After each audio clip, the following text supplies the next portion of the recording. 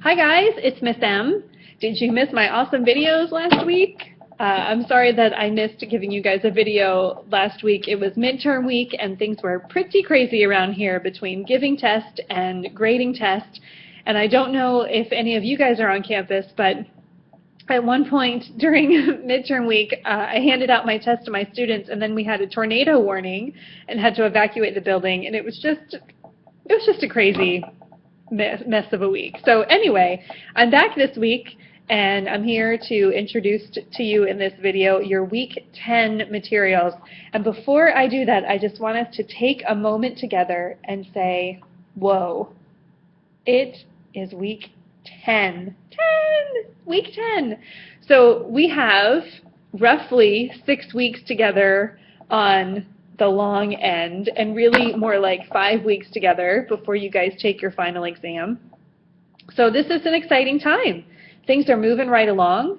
After midterms, there's kind of pause in our schedules in general for a deep breath, and then we plunge into the rest of the fall semester, and most everything happens between next week and Thanksgiving, everything that you haven't done yet. So you're going to start to have papers that are due and tests that are coming up and all sorts of things, and it's going to feel, especially if you're taking more than 1 or 2 classes, it's going to feel crazy and busy and super stressful for some of you, and for some of you not so stressful, and that's okay because we're all different. So my hope for you is that you're able to find some strategies that work for you, that you remember to relax, to get enough sleep, to go for a walk if you feel like your brain's not working, because that's usually what we need, is to get up and move around.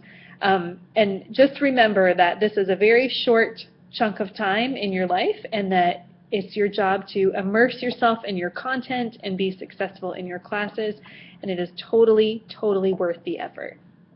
So that's my little soapbox. This week, for week 10, we're talking about 2 different topics, civility and diversity. Civility is actually a really kind of a fun topic. Civility is about treating other people with respect. And it's about common, everyday things that some of us do and some of us don't. And you know what I mean. This is when you go to Publix or a classroom. I guess Publix not really because they have automatic doors. But when you're walking along and you knock elbows or shoulders with someone by accident, and it's the difference between someone giving you a dirty look or telling you to buzz off, or very politely saying, "Excuse me, are you okay?"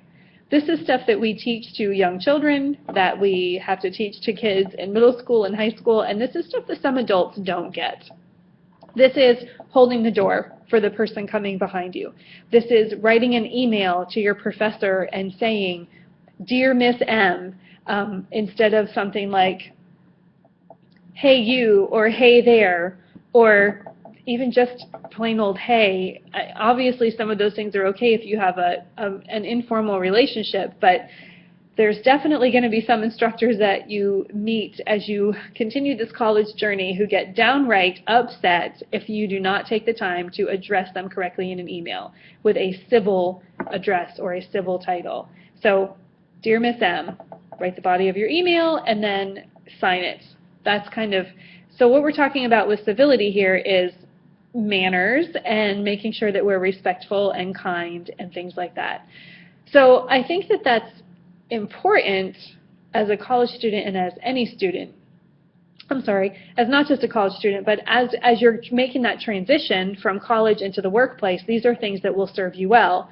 And I asked you in your discussion board last week to comment on what are some skills that you use now that you'll use in the workplace. And some of you guys mentioned communication as one of the skills that you use now. And that's totally true. And the way we communicate is we speak to each other in person, we talk on the phone, sometimes it still does happen, and we use emails and text messaging and things like that. And there's always a civil way to address people.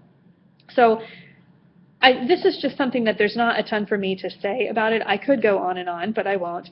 I will just say that for those of you who have read this book or heard of this book, there's a book called The 7 Habits of Highly Effective People.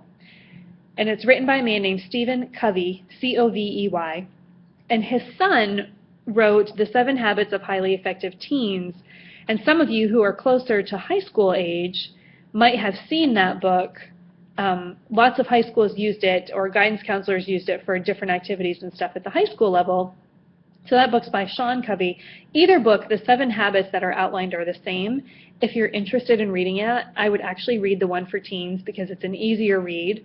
The older one, the 7 Habits of Highly Effective People, like the big version, is really kind of big and clunky and has a lot of technical jargon. But the one for teens is like a smooth, easy read, and you get all the same lessons from it, and it's just a more up-to-date book. But anyway, there's one particular thing in there that's about your relationships with other people. And it says that one of the habits of highly effective people is that they seek first to understand, then to be understood.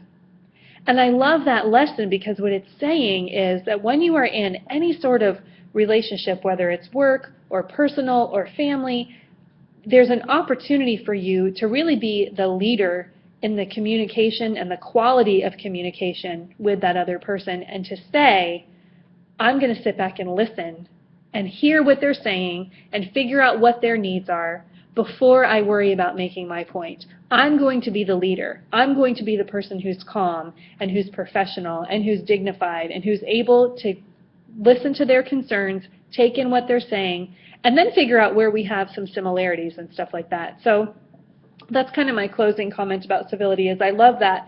Seek first to understand, then to be understood. Take the time to listen to others. Okay. The next topic that you guys have for this week is diversity. And for diversity, you're actually going to use the discussion board for this. And what I'd like you to do is browse the internet, or as Dave Matthews calls it, the interweb. If you're going to browse the internet and find something about the topic of diversity, it can be a video, it can be an article, it can be a podcast, it can be an infographic if you want it to be. It can be something about diversity on college campuses. Whatever you find, and post in the discussion board. You'll see in your instructions to post the link to the resource that you find, and your discussion board is going to be to describe it, to talk, use your critical thinking skills to talk about what value you saw in that article. And whatever it was about, it just needs to be a topic related to diversity. I would recommend that if you already have a major in mind and a career path that you're thinking about, that you try to find something that's relevant to you and that's of interest to you. So that, you know, if you're looking at nursing, you could Google diversity in the nursing world, or nursing and diversity, and see what comes up, because there's tons of stuff out there, as I'm sure you know.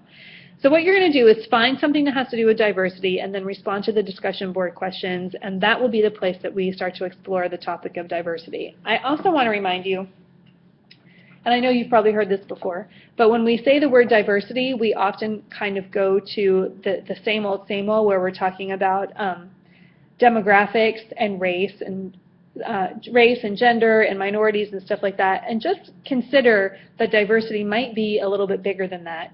It can also be that I'm really good at baking bread and you're really good at baking cookies, and we both have something different that we do, and together we can be something even more amazing.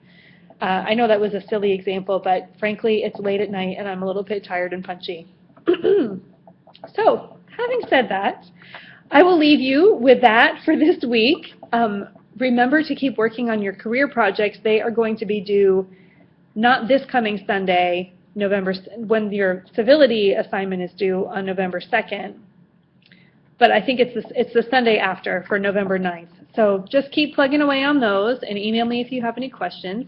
Otherwise, I will see you guys, well, I guess I won't see you at all, because we don't normally see each other. But hey, again, I will open up the invitation if you would like to record a video instead of typing out your discussion board. If you'd like to record a video and load it on YouTube and then share with us the link, I would love to see your smiling face.